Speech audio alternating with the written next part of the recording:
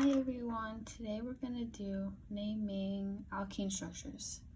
So this is very similar to all of the other naming that we've done, all these silly little compounds, but instead, whenever we see a double bond, it automatically makes our structure alkene. So how is this different? Why am I saying -ene? We say -ene at the end instead of -ane because God. And the parent has to end in -ene.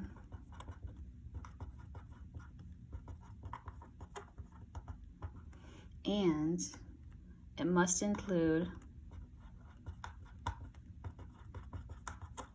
both of the carbons in the double bond. So whenever you write your parent, you have to make sure you count through the double bond. And these carbons have the highest priority. So you want them to have the lowest number possible, except when we have an OH as well. Then the OH gets the higher priority. So what the hell does this look like? Well, you'll see in a second. Okay, great. Move this down. Okay, so first we're gonna draw this.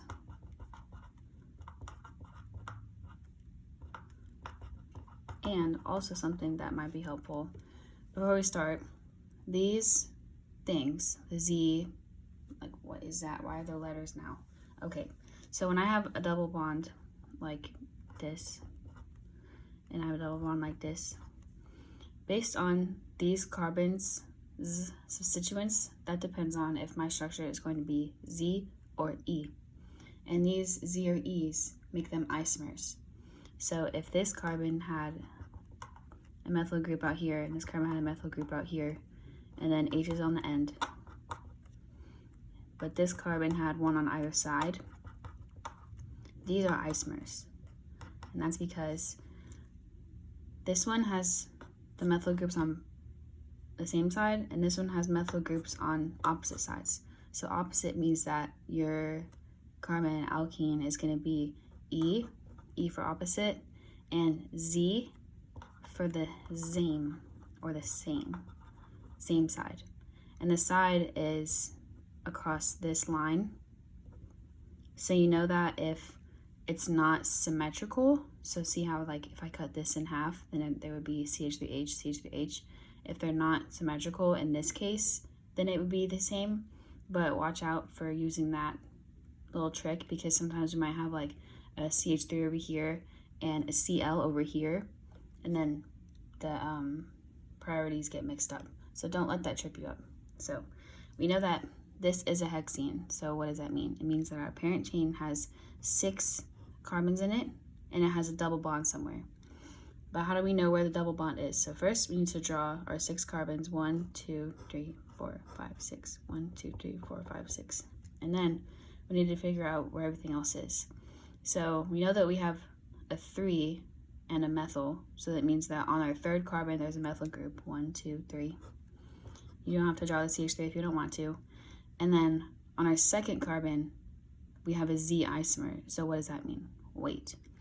So on our 2nd carbon, that's where the double bond will start, because we always want to identify where the double bond starts so that we know, so we know where it starts.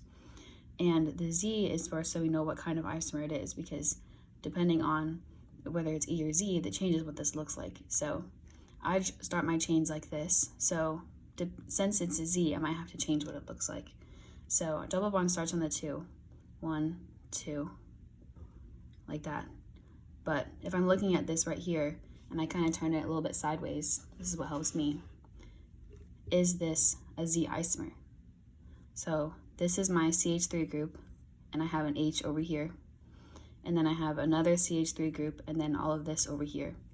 So my 2 highest substituents are this CH3 on this carbon, and then this, thing on this side. So this is actually representing an E isomer, because my 2 highest priority substituents are on opposite sides. So that means that I have to redraw this structure. In order to make a Z isomer, I kind of draw it like a bridge. So it'll look something like this, because I want my two highest priority substituents to be on the exact same side. And then I redraw my little methyl group. And we double check our work. So I have 1, 2, 3, 4, 5, 6 carbons. I have my methyl group on the third carbon, and I have my double bond starting on the 2 while also representing a Z isomer. And conceptually, this would be our, just kidding, I'm not gonna do that. So yeah, that's how we do that one. That was a little confusing, my bad. Now we're gonna start with a structure and figure out how to name it. So we have this. So we do the exact same thing, but just backwards. So we need to figure out what our parent chain is. And in this case, we still want the longest carbon continuous chain, blah, blah, blah. But where do we start? We want to make sure our double bond starts on the lowest possible number. So instead of starting here and going 1, 2, 3, 4, 5, we want to go 1, 2, 3, 4, 5, like that. So we know that our parent chain has 5, which means instead of pentane, it's going to be pentene. And where does our double bond start? It starts on the second carbon. But we also have this weird substituent that's just an ethyl group because it has 1, 2 carbons. So that means that this is a CH2 and this is a CH3, and that is an ethyl group. And it's coming off of the third carbon. So we have 3 ethyl, 2 pentene. And that's the way you do it. Easy as that. Then do it 100 times and you'll be solidified. So I do this first because it helps me kind of ground myself, where I'm like, okay, I know the double bond starts at 2, and I know that I have 5 carbons total, and then I worry about my substituents. So instead of starting with the substituents and going forward, I still start backwards and then go forward. So we'll do a ring structure just because they're kind of scary.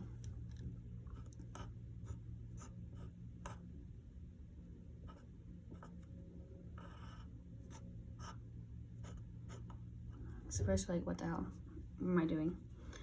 Same thing as regular naming is that we need to find the longest continuous chain, whether that be a ring or a regular chain. So my ring, we know, is 6 because this is a hexagon.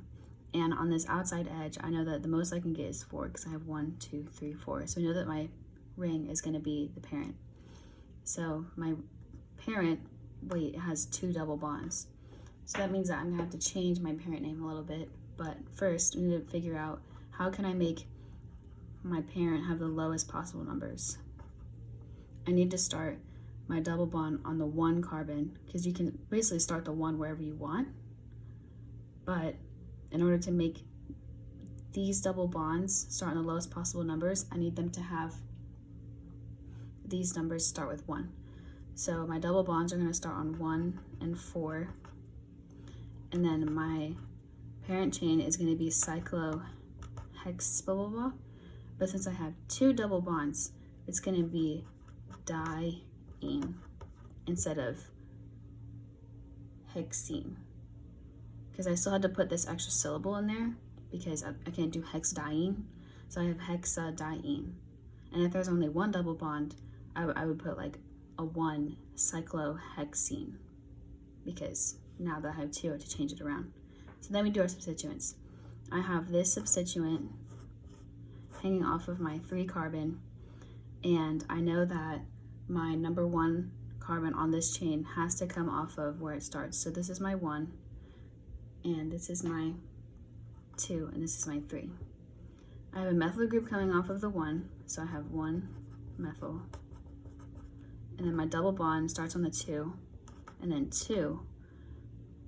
Since this has 3 carbons in it, it's a propyl group, but I can't put propyl, I have to put propanol because it's still a double bond.